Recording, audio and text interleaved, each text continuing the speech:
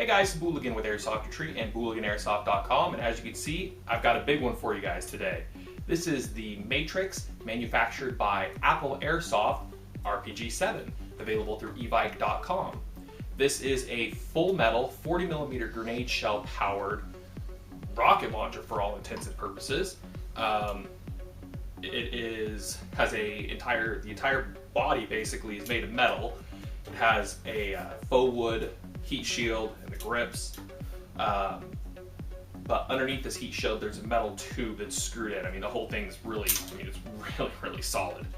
Despite the fact that this is over 4 feet long and made almost entirely of aluminum and steel, it doesn't weigh that much. It comes in at about just under 6.5 pounds, 6.4 pounds on my scale. I mean, it's something that's easy to sling around and carry, much more maneuverable and easier to use than the Deepfire AT4 that I tested before. However, the Deepfire AT4 has better performance, which I'll talk about a little bit later on in this video. So, a couple of the key features. Basically, from here to here, doesn't really do anything. It's cosmetic, gives you a place to put it on your shoulder. Most of the action happens up here. And that's one reason why you have slightly hindered performance on this versus other rear-mounted 40mm powered launchers. So what you have is a very simple firing system housed in this in the trigger grip housing, I guess you could call it. The trigger is directly linked to a rod that pushes the back of the grenade shell, and it comes with a single grenade shell. This single grenade shell is very important because I had huge issues with compatibility with different shells. The main reason being it is muzzle loaded, unlike most other rocket or anti-tank weapons that are breech loaded. And because of that, it's very picky as far as what kind of shells will fit down its board. Let's go ahead and take the plastic warhead off. This is made of plastic, it's hollow. You'll see it only extends about an inch or two into the barrel. It does not fly very well. It tumbles after about 15-20 feet when you launch it with a grenade shell. It's mainly cosmetic, looks great as a prop, but it's not the best projectile. I'll go over some better projectiles and we'll do a shooting test a little bit later on. Let's go ahead and set that down. So you have the launcher. Here's the shell that it comes with. Mine is anodized yellow. I've seen some of the other ones on the site that are blue. The big issue is that the inner diameter of this barrel is pretty small. It's only 42.5 millimeters. You wouldn't think that would be a huge problem given that most shells are, they're 40mm shells. Well, that's measuring it here in the middle. At the base, they're a little bit wider. Most of the shells that I tested, and I tested it with 2 different shells from Mad Bull, like 4 different shells from S Thunder, a couple different shells from King Arms, they all measured at base between 42.6 and 42.8 millimeters on average. So they simply wouldn't fit. And we can go ahead and grab one. Here's it's an S Thunder shell, one of their CO2 shocker shells, and it just kind of gets in there, but not enough to slide back. That's obviously going to be a problem. You'll never be able to get all the way down the bore, and you'll never be able to get it out if you're able to get it to fire. So the shell that it comes with measures with a base of 41.6 millimeters. I'm going to be pretty comfortable in saying that your kind of go, no-go for shells is going to be, provided the base is lower diameter than 42 millimeters. Not a lot of shells are like that. After talking to my rep over at Evike, he indicated to me that most of their Matrix branded shells would work. However, before you do that, throw them on some calipers, make sure that it's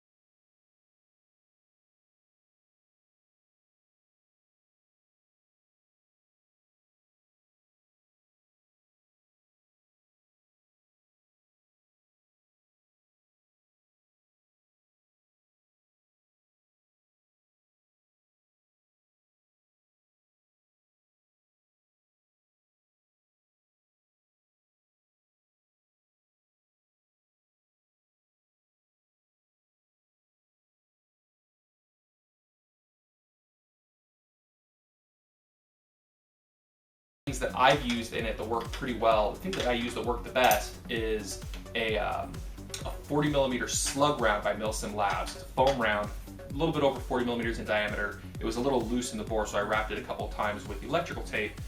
So it's got a good snug fit in there, and that pops out about 50, 60 feet. It's not great. I mean, like I said, this thing, it's really good at shooting a cloud of BBs out, but for firing actual projectiles, it's a little rough. And it's just because of the design. You know, if the shell fit back here, you'd have all this barrel, but it'd be a little bit more complicated. Reloading would be a pain, and frankly, it wouldn't look like an RPG, you know? Having a big rocket on the front looks great, but it's just kind of a little bit of a bummer that doesn't shoot very well. So let's go ahead and we'll do a quick fire test outside, showing both the plastic rocket that it comes with, as well as my slightly modified Milsim Labs round. So let's go outside, take a look how this thing shoots.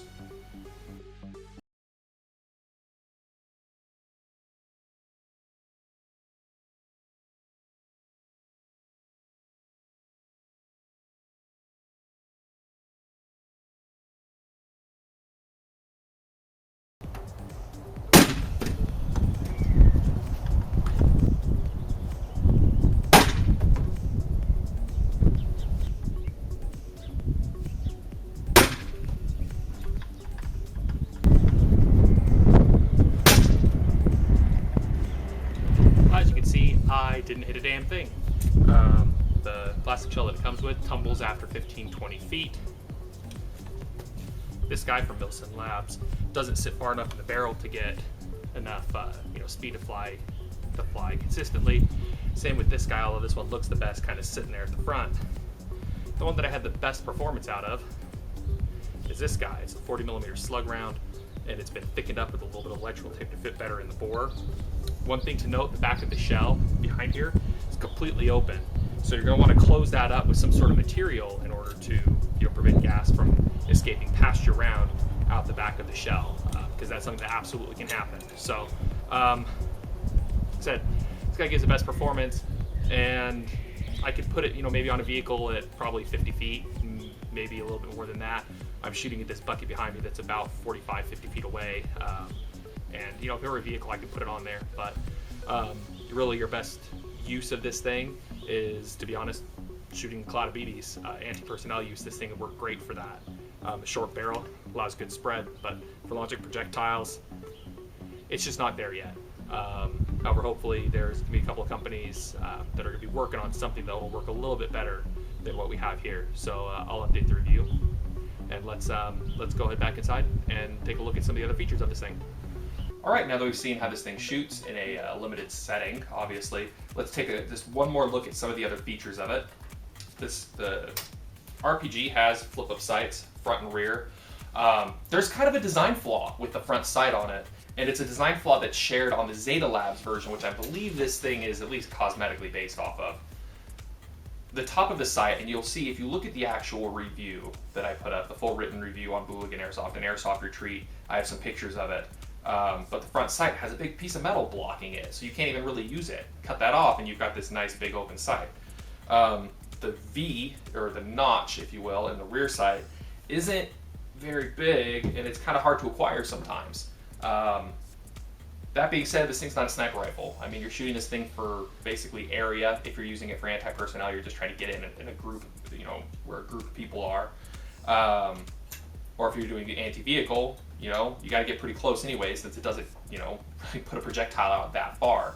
If you want the most, more accurate and better range, something like the AT4 will do a little bit better. However, as a prop, this thing's amazing. And most prop RPGs that are, full metal and actually look this good are still hundreds and hundreds of dollars more. I mean, Evike has one for over $750. The training ones that I've seen, unless you get the Booligan version, which is entirely made of plastic and is painted blue, I mean, they're going to cost way more. And this thing is only $230, and it looks a lot better than most of those other ones. So, I mean, if you're just going to use it as a prop, it's great. It's a fantastic prop. It can add a whole new level of realism to your scenarios. If you're using it as an actual skirmish weapon, if you're shooting clouds of BBs out of it, great. The biggest concern that you're going to have is more shells, being that the shell compatibility is a bit of an issue. One thing that you can do is you can either, if you have access, I know this is kind of a pipe dream, if you have access to a lathe, you can clamp your existing shells in a lathe and just take a little bit of material off that base, and they'll fit. Alternatively, you could do it with the Dremel tool. It just won't be as neat. Or you could just wrap the bottom up with some sandpaper and just crank on it a little bit until you take enough material off that it'll fit. So you have shell options. You can modify existing shells to work, and that really won't make them unable to work with other launchers, if you're just affecting the base diameter. You're not affecting the actual diameter of the shell. So, guess in summary, I mean, check out the full review. I go in a lot more detail about every little tidbit of this thing. But if you're looking for a prop or a collectible or something to hang on the wall, this thing's amazing. If you're looking for a skirmish weapon, it's certainly usable, provided you know what you're getting into. It's great for just shooting shower shells. However, for actually shooting projectiles, be it foam rounds or football, something like that, you're going to need to tweak it a little bit, or be very picky about what you're shooting, and have realistic expectations that you're not going to be putting, a foam football out 200-300 feet like some other launchers that are out there. It's a pretty short range anti-material or anti-vehicle weapon. So, as always, thanks for watching. Remember to check out the full reviews on Booligan Airsoft and Airsoft Retreat, and many thanks to Evike.com for their continued support of our review program. And as always, thanks for watching.